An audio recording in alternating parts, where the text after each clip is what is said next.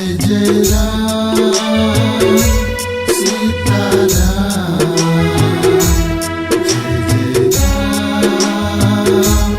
राजा राम।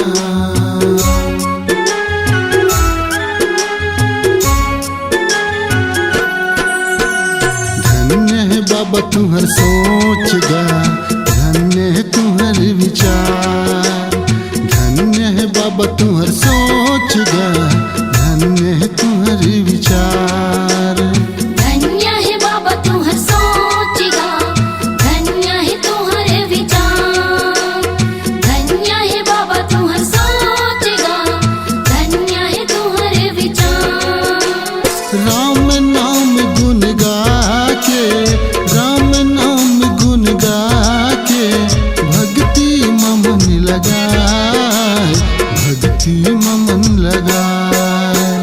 धन्य है बाबा तुम्हार सोच गा, धन्य है तुम्हारे विचार, धन्य है बाबा तुम्हार सोच गा, धन्य है तुम्हारे विचार।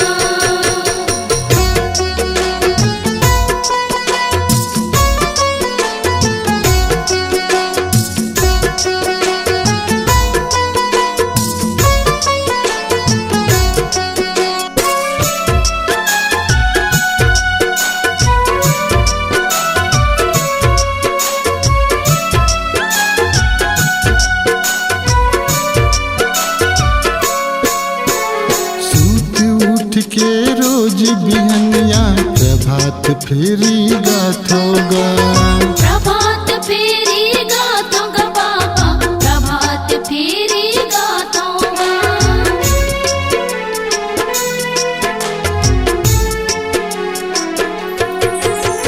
श्रद्धालु के दान देला, जस बर मान के रखथोगा, जस बर मान के रखथो बाबा, जस बर मान के रखथोगा। हरि भजन गुण गा के, हरि भजन गुण गा के धर्म के रस्ता बताए, धर्म के रस्ता बताए।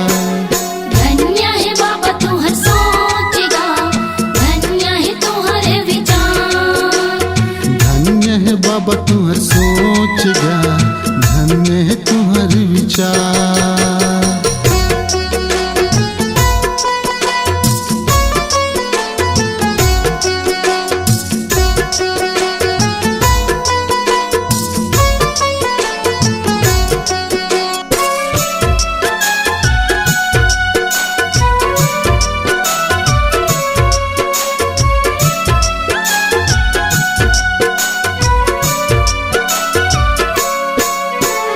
भोलेनाथ के शिव मंदिर ला जुर जुर के बनवायोगा, जुर जुर के बनवायोगा बाबा, जुर जुर के बनवायोगा।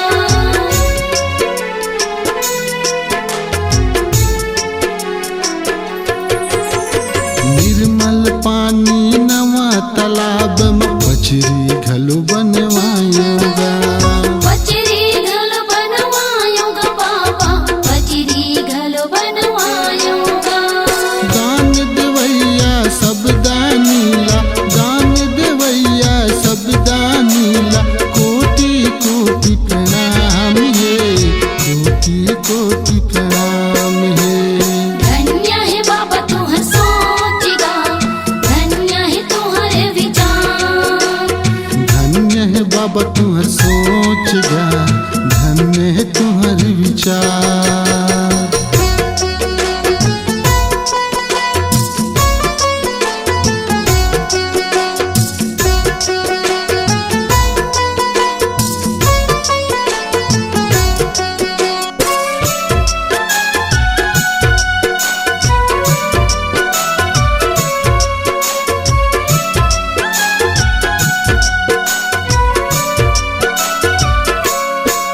श्री आसाराम सुख सागर झुमुक गाँव के मान बढ़ावत है, गाँव के मान बढ़ावत है भैया, गाँव के मान बढ़ावत है।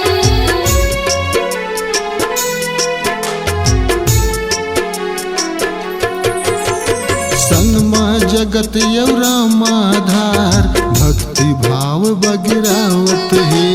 भक्ति भाव बगरात गवैया भक्ति भाव बगरावत है।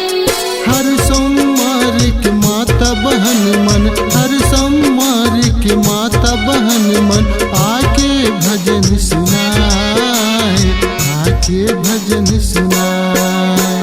धन्य है बाबा तुहर सोच गा, धन्य है तुहर विचार। धन्य है बाबा तुहर सोच गा, धन्य है तुहर विचार। धन्य है बाबा तुहर सोच गा, धन्य है तुहर विचार।